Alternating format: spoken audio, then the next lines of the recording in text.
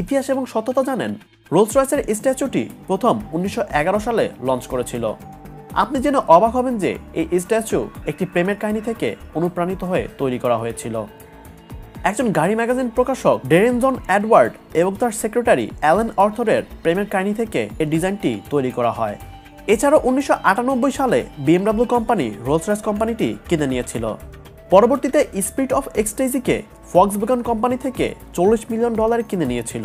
এইভাবেই Rolls Royce তার spirit of এক্সটাসি statue পেয়েছিলেন। এই স্ট্যাচুটি তখনই বাইরে আসে যখন গাড়ির ইঞ্জিনটি সচল হয়। এই স্ট্যাচুটির দাম কয়েক লক্ষ টাকা, যার কারণে এটি চুরি হওয়ার সম্ভাবনাও অনেক বেশি থাকে। যখন এটিকে কেউ হাত দিয়ে ধরে তখন এটি একা একাই ভিতরে চলে যায়। হ্যান্ডমেড কার।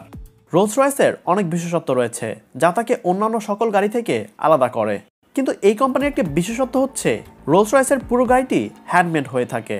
গাড়ি ম্যানুফ্যাকচার করার জন্য কোনো